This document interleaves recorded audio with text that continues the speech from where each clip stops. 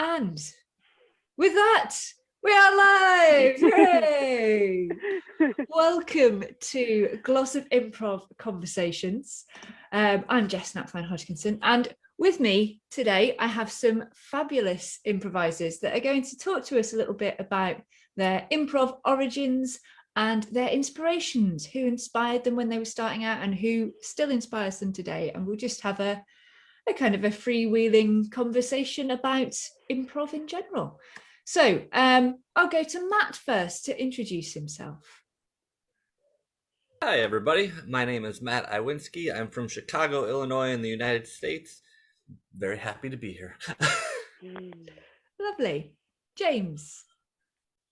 I'm James. I'm an autistic improviser. I've been improving for 2-3 years now with Glossop Improv. Yay. Helena. Yeah, hi everyone. I'm Helena. I'm from Seoul, South Korea. I've been doing improv for about 10 years, and I started in the first Korean improv school here. Awesome. And Jenna. Hi everyone, I'm Jenna. I'm in Cheshire and I'm part of the Oikers and dip into lots of different improv, and it was through lockdown that I got into it more fully, so quite recent really. Oh, wonderful. Okay, so we'll start off where we normally start, which is what made you try improv for the first time? I'm just going to open this up, and whoever has the thing that comes to mind, then just jump in. Okay. Oh. Go for it, Jenna. Oh, go ahead. I had so for me it was about a year and a half ago. I think I've always been improvising, just generally in life and when I'm about my house and stuff, and like when I was younger, but like knowing about its actual improvisation, and I'm going to an improv class. It was about a year and a half, 2 years ago, and a friend who I'd done the Chester Mystery Plays with and acted with said, "Oh, Liverpool Comedy Improv have got a Friday night class on in Chester. Do you want to come?" And I thought, yeah, I'll go. And I just turned up not really knowing what I was turning up to, and had a great session and just laughed away. And I got into improv that way. But for me, it's mainly because of the lockdown. Like with last lockdown and there being so much improv online, I just was able to connect with people and jump online. And that's what inspired me, really. Oh, fantastic. Thank you. So I started improv about 12 years ago. And it was just a way for me to kind of step out of my comfort zone. I was always a goofy kid growing up, but the thought of getting in front of people and being goofy like terrified me. So I thought that would be a good way to just kind of break out of my shell a little bit, try something new, meet new people, and just something for fun. Yeah, wonderful. What about you, Helena? I remember the first time when I did improv. It was 2011 June, and at the time in Korea, improv was not really existed, and foreigner friends introduced the improv, and I just fell in love with the improv right away. So I quit a job and I started improv, and I've been in Chicago and LA. I took all kinds of intensives, and when I came back, I started the Korean improv group. But at that time, we had just one expat foreigner English group, improv group in Seoul. And I started there, but when I came back from the improv training, I started the Korean improv group and also Korean improv school. Yes. Incredible. How about you, James? Well, my first sort of introduction to improv was through Whose Line Is It Anyway, as I think most people's is. But to actually do it, I'd done it as sort of just like warm-up games for different like different drama groups I've been a part of, but as a performance thing. It was only when Glossop Improv started up that I sort of got the chance to actually do it as a as a performance. Yeah, I think it's interesting that where you are in the world, and you know the opportunities that are around you have a huge impact on what you do. And Helen, you were saying that there was an expat British group or English speaking group. English speaking. Where you were. So did you when you came back from America, you were like, no, I want to have a Korean group because we're in Korea. You know, was that something that was important to you, to be able to improvise in your kind of first language? Oh, yes, because when I started with the expat group, they are all from England or America, mostly America and Canada or Australia. And we have a different cultural background and also, of course, the language barrier. So I always wanted to have a Korean group, and I wanted to spread out improv to Korean. So that's why I made the school and team in Korea.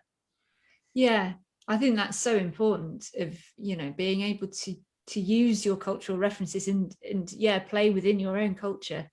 And I think it's great that now, as part of the kind of move online, we're all getting to experience different cultures in this new way through this sort of shared medium of improv. It's a really nice way to be able to kind of go like, oh, okay, that's how, you know, that's how you approach this sort of themes of improv. And I really like when you see an element of improv like status, and then see how that translates in different cultures, because obviously different cultures have got completely different ideas of status.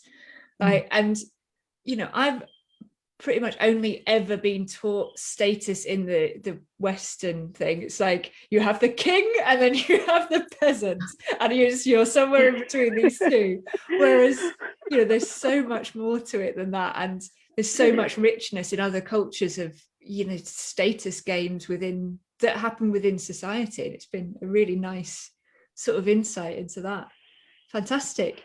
I'm going to ask you now about your kind of inspirations. Who were some of the people that inspired you when you were just starting out with improv? And by all means, don't feel like if you miss somebody out, they're going to get offended, because there will always be. It's the same as that thing when you do a scene and then like the perfect line occurs to you later on, and you're like, oh, I wish I'd said that. You're going to forget somebody. It's going to be fine. So I'll give you a moment to think about that. And while I give them a moment to think, audience, if you would like to submit any questions, then I will pose them to this wonderful group of people and they will answer them for you. So who has inspired you? I can go first. Yeah. So many. So I had Tara de Francisco and Lance Risotto from IO, and I took 5 weeks intensive and 2 weeks advanced in IO, and both of course I had for the main instructor, and especially Tara was very warm, kind, heartful person, and she made a very safe space. So I learned the teaching style a lot from her. And also I took intensives in Minneapolis. There is Jill Bernard. She is phenomenal. And do you know her book, Small and Cute Improv? Yes. I know. Right there. Yes. She's amazing. And I ordered that book, 10 copies, and I gave to my members. And we always practice that one too. Yeah. Yeah, it's funny you should mention that, because at Glossop Improv last week and tonight we've been using her character creation, the Vapapo. Papapo, Yeah, yes. so we've been working on that. So everybody is like is now fed up of me going, buy this book, buy this book. But it is, yeah. And Jill is wonderful. Yeah. Yeah.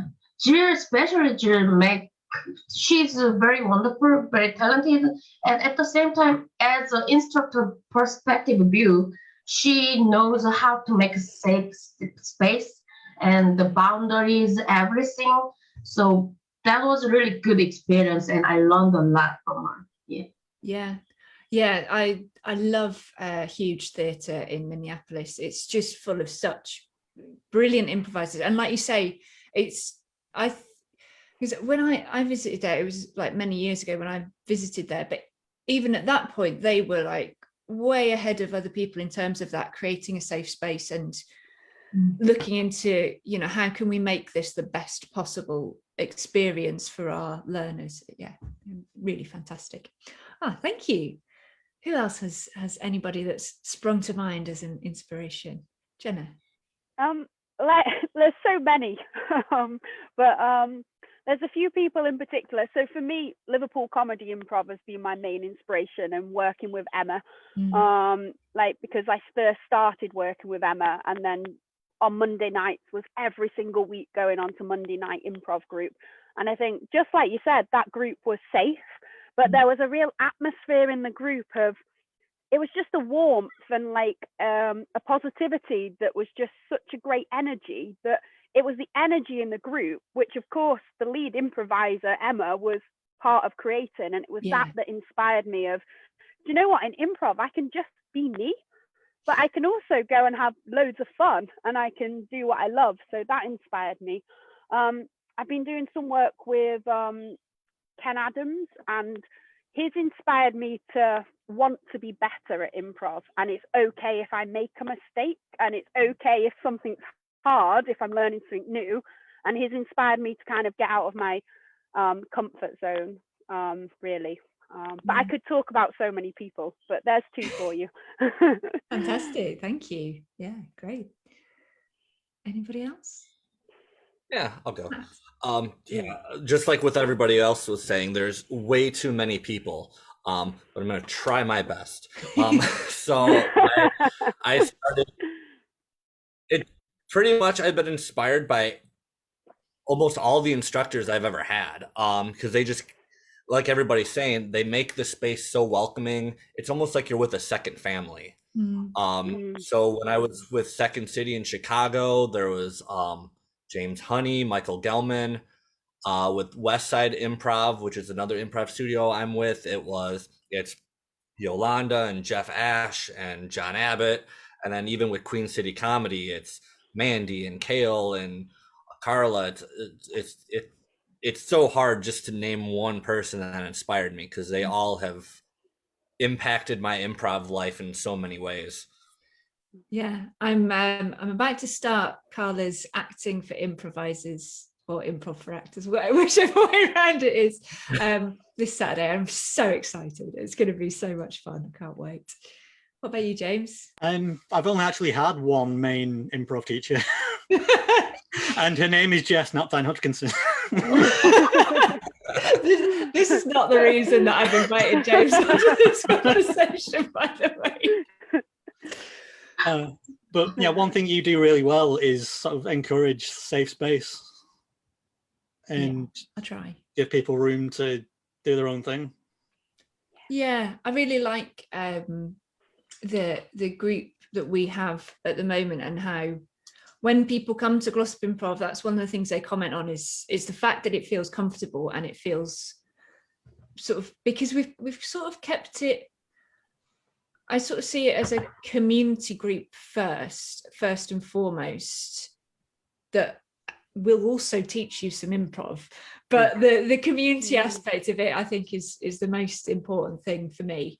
And I think that's what's kept people coming back every week. So yeah, and by the way, if you would like to join Glossop Improv, it's you are very welcome.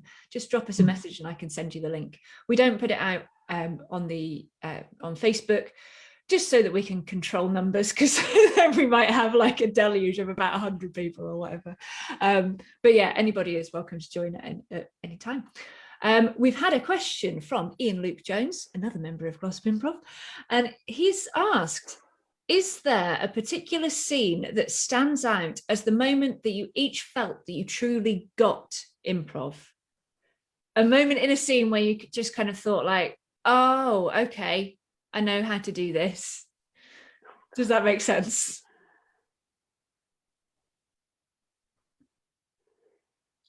It's a very tricky question. Yeah, can you really get improv? Oh, well, yeah, we're going to get sort of philosophical about it now. Jenna. I'll go back to like quite near the beginning when I started improv. There was one particular scene. Ian was in it and two other people, my mum being one of the other people. And there was a scene of four of us in a breakout room, and there was just something about that scene that we all just went with it, and we all just trusted one another, and we went so much with the story that the story became so, like, it was real, it was hooked on reality, but it became so elaborated and so hilarious because of that. And it was like, that just made me go, oh, improv, it's so cool.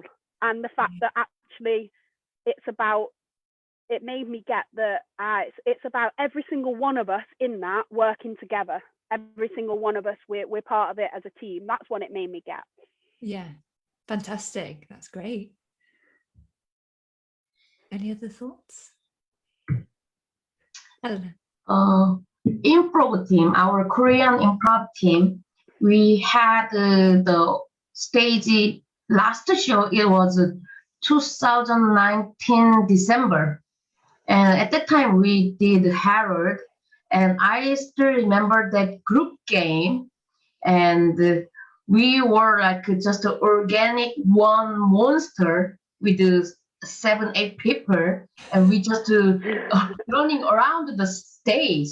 And at that time I felt, wow, this is group mind, and this is really fun. And I'm not sure what's getting improv yet. So for me, I have to analyze that question first. What does it mean? But when I heard that question, I just that image was popped up in my head. Yeah. Oh, wonderful. Yeah, it sounds like it would be a striking image. So it's great. Matt. This is probably when one of my earlier shows, my group that I was with, we were all very nervous because it was the first show I think we were doing. And we took yes and to a whole other level where we agreed to every single thing. Even if it didn't make sense why we were saying yes to it, we did. And it was so funny because it worked so well, where even the audience was just like, oh, they're going to say yes to this. And we had like the same mind, all of us had the same mindset, and we were just all in sync with each other, that it just, after that, it was like, yeah, this was fun. We get this. Oh, that sounds great. Yeah, when you kind of, you all hit upon the idea and you just go, this is what we're doing now. Like, this is what we have to do. And then when the audience picks up on it, they're just like, oh, let's see how much we can push them. Yep. And that's one of the things that I love most about improv, is that the way that you set yourself up to fail and give the audience control, and you just go like, whatever you give me, I'm going to incorporate it. So come on, bring it on. I think that's a really good point. Yeah. I've been thinking about this. The moment you start saying, "Oh, I'm a good improver. I can do this," it'll slap you right back down. Yeah. It's like, as soon as you kind of like, as soon as you take your eye off the ball, then that's it. Yeah. I was just thinking then about, like, there's maybe been like a couple of times that really sort of jumped out at me. One was me and my first ever improv teacher. We went over to Nottingham to Miss Imp, the wonderful improv group that's there, for a workshop. I think it was with Lloydie James Lloyd, who is a fantastic teacher. He's just wonderful. And we did a scene. There was me and a guy called Trilly, and this was the first time that I'd met this person, never worked with him before. But we had this scene where we were just given loads of endowments, and it ended up that he could only speak in rhyme. I was about to be sacrificed as part of some weird pagan ritual. But we sort of got into this weird flow to the point where we were able to say the same ending line at exactly the same time, because I knew that he would have to rhyme whatever he had just said, and I knew what the setup of the scene was, and so we said this line in perfect unison, and then we were just like, wow, improv magic just happened. It was just like, just one of those things where when you let go and you just go, I'm just going to go with this. I don't know where it's going, but I'm just going to do whatever feels right next. That's where you kind of get those moments where you're just like, and I just thought, oh, I wish we'd been on stage, because it would have just looked so impressive. Sometimes you just like, that little bit of your ego just goes like, oh, I wish this was in front of an audience. Oh, brilliant. Thank you so much. It's lovely to hear all of those insights into your favourite scenes and things that have stuck out to you. And yeah, a very good point, James, about, as soon as anybody that just goes, I'm good at improv, you just think your next scene is going to bomb. Excellent. So who in the improv community, in like the wider improv community, inspires you now? It might not be somebody that you've worked with. It might just be somebody whose work you've seen and just thought, oh, they're doing something really, really cool. Who is inspiring you at the moment?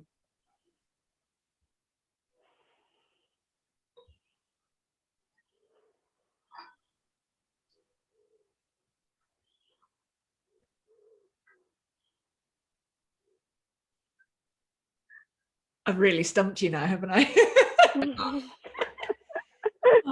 You may have just exhausted them all when you were talking about your inspirations beforehand. So many papers in my head right now, but it's all past. But you asked right now, so it's the most difficult question for me. Yeah. If you ask about past, I can say like 100 papers, but right now I'm still chewing on, and I'm just still processing. So it's really hard. Jenna? I think like right now is hard to do, but I think for me right now, I can't think of, other than the people I've mentioned, like a particular improviser that is inspiring me right now. But what I'm inspired by is the community of improvisers and that community connection and that community feeling, that even if you're improvising with somebody that lives down the road, or if you're improvising with somebody that lives halfway the other side of the world, you feel connected. And that's what's inspiring me right now. Yeah, absolutely. Yeah, I always try to, like everybody I improvise with, I try to borrow something that they do, because everybody does things so uniquely. And you watch one person do something, you're like, oh, I'd never thought of doing it this way. Or, oh, I really like how they, utilized the small little screen we're in. So yeah, that inspires me, just to see what everybody else does and just to kind of borrow little things from everybody. Yeah, that's a really good point. That's why I think it's so useful when you go to a workshop, not to just focus on what the exercise is, but to really pay attention when other people are doing their scenes, because you learn so much from seeing like how you know, you might think like, oh, I know what I would have done with that suggestion. I know how that scene would have played out. If I was in it, I would have done this, and if I would have done that. But if you just sit and watch the other people, you just go, I never even would have made that connection. And that's just say, oh, that's such a wonderful, wonderful gift. Yeah, I think we can learn as much from our fellow students as we can from the teachers as well. Excellent. For me, right now I'm kind of in few communities like Pack Theater, LA one, and Columbus, Iowa, Nest Theater, and Minneapolis, Huge Theater. I'm doing jam every week with them, and also sometimes they invite for the show. So their community for the Pack Theater, they are very variety. They have so many different kinds of improv. So like a character improv, crazy wacky style of improv. So they makes me extend the spectrum. Yes, and for the Nest Theater, the Tara de Francisco and Lance Rizzuto, they founded that theater, and they're it's very similar with the Huge Theater. They are very like a family, so I can just play like a kid. No worries at all. I can play. This is really safe space, and they are increasing me a lot. So yeah, right now I can think about them. Wonderful. How do you feel that improv has affected your life in general, not just within terms of performance, but do you think it's been useful in kind of other areas of your lives? Wow, can I go first? I have so many things to share. Improv totally changed my life because since I've known improv, I majored microbiology and I worked at IT company before. But when I know improv, and so that means I didn't have any theatrical background, none, zero. But as soon as when I met improv, I just fell in love with improv, and my life totally changed to 90% of improv. And so my career changed, and I brought improv to Korean, and I do believe improv can change the world. And I started a corporate improv workshop. So my life without improv, I cannot think about it. And even my husband, he is very jealous about improv.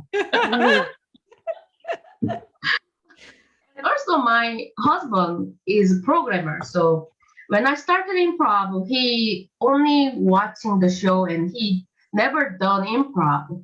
But after 3 years watching my improv, and also he also went to Chicago together, he watched a few shows and wow, they are really having fun. Then I will try. And he tried, and now he's really core member of improv team right now. Yeah. That's wonderful. Yeah, I mean, sometimes people draw comparisons between improv and cults, and I mean there are definite likenesses between the two, because it's something that is it can be so transformative that you do want to run out into the streets and have you heard about improv? You want to just run up to people and bring them in. Yeah, wonderful. Oh, thank you. Anyone else? James? It's been a bit of a lifesaver through all the lockdowns and all that stuff. Because being autistic, I need routine. Yeah. And when the lockdown started, it was just gone. So having that regular thing to do and build a routine around has been so helpful. Yeah. Over the last year. Yeah, and having that contact with people as well, just that regular kind of social contact, because the social aspect of things since we've been under lockdown has been difficult, because it doesn't feel the same to just chat with your friends over Zoom, and it can feel quite tiring, and it can feel like you're sort of missing out on something. But I think with improv, because your main focus is doing the exercises and the scenes and things like that, that like the fact that you're having a great time with your friends is just like an added bonus. And it's just, it's like just a weekly appointment to like laugh for an hour. that's what it's like. Some improv sessions are like, this is an hour and a half of complete silliness that I'm going to have on every Friday evening. That's my plan. Yeah. For me, it's like similar to what you've all said, but it's brought a lot of lightheartedness into my life. Like, you know, work can be so serious, it can come with so much responsibility that you feel, and you know, that in itself can be overwhelming. But you jump into an improv session and you're not you at your work, you are just you, and you're with great people, and you just have a laugh. And I think it's the laughter and the lightheartedness for me that's been like just brilliant, because I love being silly, and so I get to do more of what I love in life through improv. So it's great, and I feel more like me because I'm doing more of me, because I'm doing it in improv, not the me at work who has to do X, Y, and Z. And I think that's good. And I think the friendships that you develop through improv, you know, like you were saying, James, about, you know, through the pandemic and through the lockdown, and like you were saying, Jess, about, you know, there's been less social interaction. But actually, if you jump in the improv world, there's so much social interaction, and it's social interaction that's for good and positive, and it's through that positivity. And that's what you were saying, wasn't it? That's what could change the world, right? So let's get everyone doing improv. Oh, wonderful. How about you, Matt? For me, improv has been a giant like stress relief. I get anxiety a lot. Like every day I'm always in my head worrying about something, anxious about something. So for me, improv has just been a way for me just to kind of escape from all of that. It's weird because like I'm so anxious during the day, but when I get up on stage or like I'm doing a show, that just all kind of melts away, and I like find myself in my own little world, and it's like a good chance to like be somebody else for a little bit and just kind of break away from whatever's stressing you out or just like on your mind. And plus, like everybody's been saying, the people that you're with, just it makes it 10 times better, because you're all supporting one another, you're all having fun, and you just forget about whatever's bothering you. So it's a good stress relief. Yeah, there's something really nice about knowing that you are not in control of what's going on during improv. That's really nice, is like, because we're in a very weird situation at the moment where we want to try and be in control of things, but we're not in control of them because there's a pandemic going on. And so that's very stressful and very anxiety inducing. So to have like this little space where it's like, you are not going to be in control of what happens in this scene. It's just going to go wherever it goes, because you're only in control of you. You're not in control of the other people that are in the scene with you, but you know that you're within a sort of a safe, comfortable space. So you can just, whatever is going on in your head, you can just let it out as well. It's it's a good pressure release as well, I think. Wonderful. Is there anything in the improv world that you would like to change, or that you would like to see develop or adapt in any way?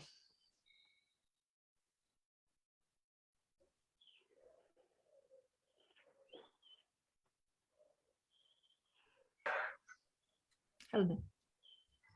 Oh, I think I am very prefer grounded, slow scene, and I think I started from IO, so it's very IO style, grounding, heartful. But what I had experience with annoyance and Peckbeer, they are very crazy, wacky style. So I really, it's hard to break my shell, but I wanna do that more crazy, wacky style. I wanna break my shell, and also I really love musical improv so much. I'm really bad at singing, and I'm really bad at rhythming. Everything is terrible, but I'm really enjoying singing whatever I'm doing. So I want to more deep dive to the musical improv. Yeah, one of my guests on the last one of these was Jen Kenny, who runs a musical improv course, and she was saying exactly that. You don't need to be a good singer, you don't need to have rhythm. Everybody makes up stupid little songs when they're like around the house. You just say, I'm just gonna chop this carrot. whatever you're doing, everybody like sings a little bit to themselves, or just, well, you saw me when I was setting up this, I can't do anything techy without going do do do do do do.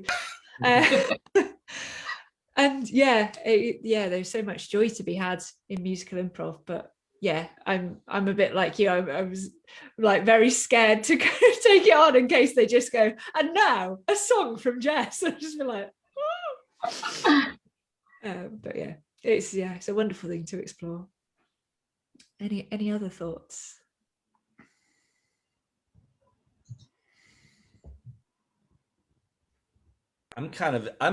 There's nothing really much I would change at the moment. I'm very excited to see where improv is going to go, especially when theaters start opening back up again. I think we're going to see a lot of new styles coming out just from improvisers who are doing stuff via Zoom, like all over the world. You're going to see a mash of everything. And I'm hoping that this whole online improv community that has kind of started because of the pandemic, I hope it doesn't go away. I hope we can kind of combine the two in some kind of cool way. Because, I mean, this is just great, being able to, when else would I be able to talk to you guys, Exactly, yeah. outside of this? So, I'm really hoping that that's something that can change in the future, just a hybrid of both online and in person. Yeah, I think I really hope that the online aspect of it is going to stay, and I think it is, because I think now that we've opened this box, there's no way that we could just put all that improv back in it and close it up again. It definitely has to continue in some form. Jenna, did you have something to add, Jenna? Sorry, did you raise your hand? Well, right, I'm not sure if I'd change anything. I'd agree with what you said, Matt. Like, I'd like it to stay online afterwards as well as in person, because I know personally I've done a lot more since it's been online, and I've been able to connect with groups like in America, let's say, or with people from all over the world, and I wouldn't normally get to make those connections. And I feel like I've grown so much as a person just through learning from other people that aren't in my immediate vicinity or having exactly the same experience as me. I think as well, I'd love to see improv open up more to kids, and like it to become more of a thing that children and parents of children are actually aware of, so they could think, I could look for an improv class. Whereas we go to drama school when we're a kid, or Saturday drama class, but I don't remember there being a improv class in person for kids. And wouldn't it be great for children to start improv then, and it would become even bigger? So I think that would be good for it to be more known for children. And and it's so perfect for children, because that's who it was designed for in the first place. It started with Viola Spolin creating drama games for children. So it going back to that just makes sense. And I think that a lot of those classes like that we have in the UK of like drama classes and things like that, they use loads of improv. They just don't call it that. So nobody ever really gets to know what improv is. So then sort of the only reference that people have for it is Whose Line Is It Anyway, which is quite different from the various different ways that improv can be used. It's one very specific small area of improv, but that's all anybody knows because so we need more people to know what improv is and not be afraid of it, because I think also a lot of people have a kind of a bit of a fear of improv. Even a lot of actors that I've come across that are just like, oh no, I can't improvise. You're just like, but what? But how do you decide how your character is going to sound? How do you I don't really understand how you can act but not be able to improvise. But maybe what they mean is that they're scared of the idea of not having a script in their hands. James, have you got any thoughts about how you would like improv to change or develop? I think, like Jenna said, I think we need to keep it online. But I think we need in person back as well. Yeah. To be honest, my internet dropped out for a couple of minutes, so I missed some of the conversation. Well, that's okay. Don't worry.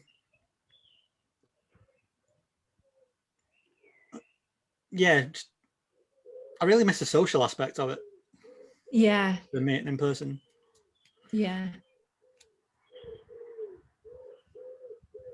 That's a very good point. Yeah, I hope it kind of continues in a blended way. And I really hope that we can get some kind of exchange program going so that we can go over and visit all of these different countries that we've been improvising with, and they can come over here.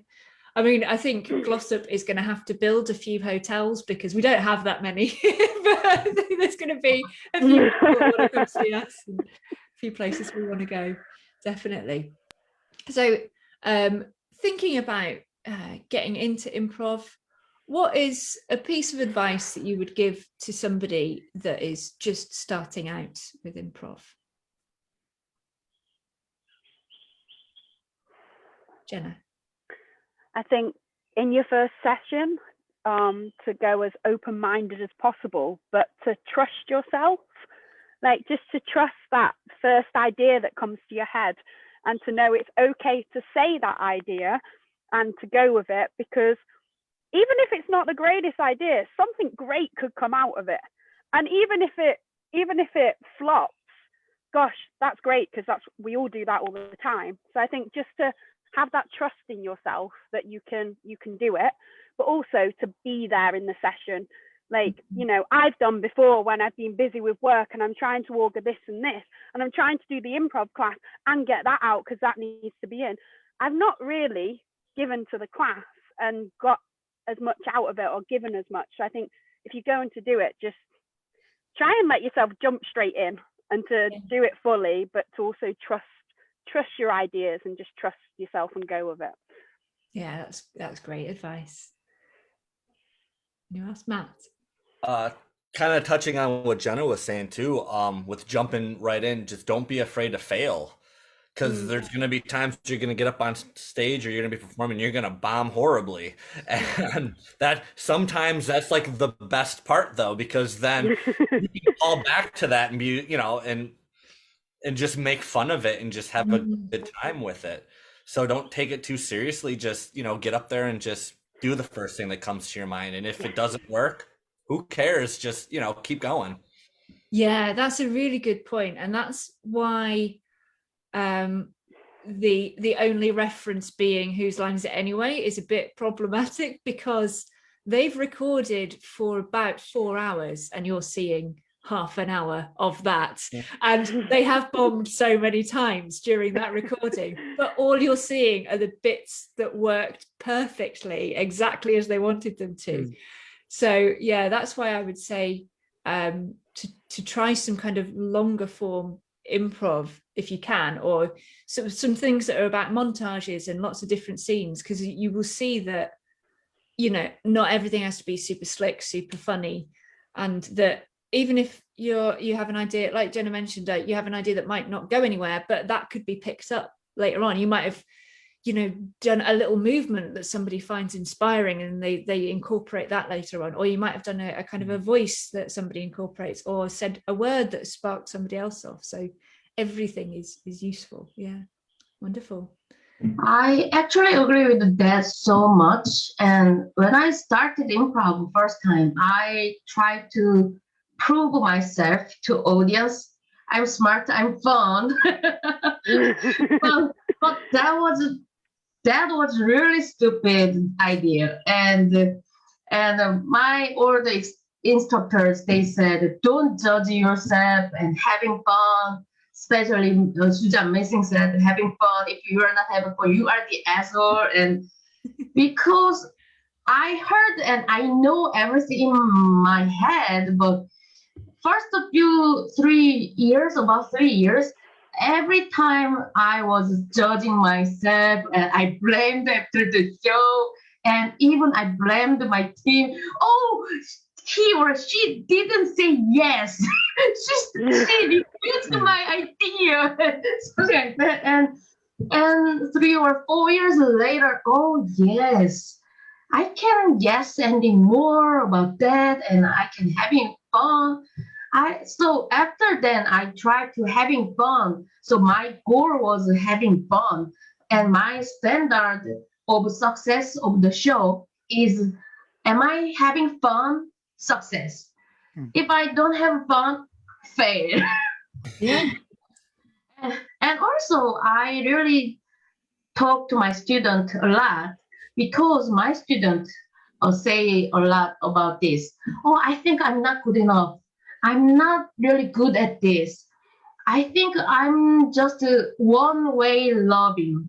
I'm not sure it's translate correctly, but it's both improv and student, they both love. No, I'm just the only one who loves improv. I'm not really good at it. And I always saying, you are good enough. And everybody has different beautiful side. They have their own attractive improviser side. So that makes our group wonderful. So I always saying that. So Yeah. talk to yourself. That's a really, really good point. One thing I do quite often in workshops, and James will have experienced this, is I will give somebody the subtext. So that I don't tell everybody what kind of scene somebody is playing, and I'll write to them in the chat, play a boring scene. And I will also tell their scene partner to do the same. And neither of them know that they're both been told to play a boring scene. And I've never seen a boring scene. It's always really, really entertaining, because you can't be boring. If you can think that you're doing absolutely nothing and you're not contributing anything, or you're not clever or funny, but something you are doing is going to be fascinating. Everybody is really interesting. So yeah, that's a really good thing to think of. James, what's your piece of advice? I think don't be afraid to look silly, because it's going to happen. Yes. Just accept it. You're going to make a fool of yourself. I remember one of the early Glossop Improv classes doing this thing where we had to walk around like chickens that were about to be hit by a nuclear bomb. Yeah. Yeah. And a bit of a confession about that. You said I'd done it right, but I reacted to the bomb right at the end. Yeah. Yeah, it's such a silly exercise. But it's a great one. Yeah. And looking back as well, I think I remember thinking, if someone walks in now, they're going to think, what's going on here? And then they're going to come back at the same time next week to see if they can take part. And sort of being a bit embarrassed if someone had walked in. And now I just don't care. Well, that's the thing. It's like, it's a muscle. You've got to kind of like train your kind of your shield against embarrassment. I don't know what it would take to embarrass me though, because I've just done so much stupid stuff on stage and in front of other people. I now just think, yeah, well, whatever happens, I'm going to look an idiot, but I'm all right with that. So it's very freeing. Wonderful. Okay, we're nearly at our time now. So I'm going to give you the opportunity to plug anything that you've got coming up that you would like to plug, or any groups that you're involved with. Take it away. I'll do a plug. Yeah. I'll plug the Liverpool Comedy Improv class for kids that's run every other Saturday. I'm running that with Jen, who you mentioned, who teaches a musical improv. Jen's absolutely fabulous. She's so great in the sessions with the kids. It's just absolutely brilliant. And we're running the sessions every other Saturday. So if anybody has a child or a teenager that would like to come and try improv, or just to come and play games and be silly, then they can find that on Liverpool Comedy Improv's Facebook page or website. And it's a great hour and a half, and it's a real safe place, and it's a real place where the children that are going at the moment, it's only a small group and we're looking to grow it, just really support one another. And they've got that skill of listening already. And I think if anyone would like to give it a go, I mean, it adds so much, doesn't it, to your life? So yeah. So do check out Liverpool Comedy Improv for kids. Wonderful. Thank you, Jenna. Anyone else? Actually, I'm teaching Korean improv class, so I'm not sure how many Koreans watching now, but they will. So I have a monthly course, and they are very enjoying my students right now. They are very enjoying right now. So you can try online improv. And also, I'm taking your classes, so graduation show will come, but you can check on my Facebook. And also, I'm doing 10-minute improv with a friend. 10 minutes, just easy. And also, I did with the jazz and Seki. So anybody, if you are interested in 10-minute play with me, just hit me up. You can find me website helenajang.com, double L. Yes, that's it. Cool. Thanks, Anna. Matt. Yeah, I don't know. I probably have shows coming up. I have to check my calendar. But you can catch me at with Queen City Comedy, or West Side Improv Studio in Wheaton, Illinois. They offer a bunch of classes and stuff too. Two great places to check out, and then you'll see me around there as well. Fantastic. Thank you. How about you, James? I'm gonna steal one of Glossop Improv's. Is it the 11th? We've got a show at the nursery. Yeah, the 11th of April, we are doing a show at the nursery called The Garden Party. It's going to be us and Improvoki, which again is Jen Kenny. She gets around, that Jen Kenny, doesn't she? She's everywhere. Jen Kenny and Hannah Platts, they do an improvised karaoke session, and we are doing our usual Glossop Improv thing of short form games. So yes, that should be. Have we got another little something special coming up? We don't have one this month, but we will have one again next month. Excellent. Well, thank you all so much for joining me. It was really nice to get to hear about your improv backgrounds and the people that have inspired you along the way. And we will have another one of these conversations on Tuesday with some other wonderful improvisers. But for now, we'll say goodbye to Facebook. Bye, Facebook. Bye, Facebook. Bye. Bye. Bye, Facebook.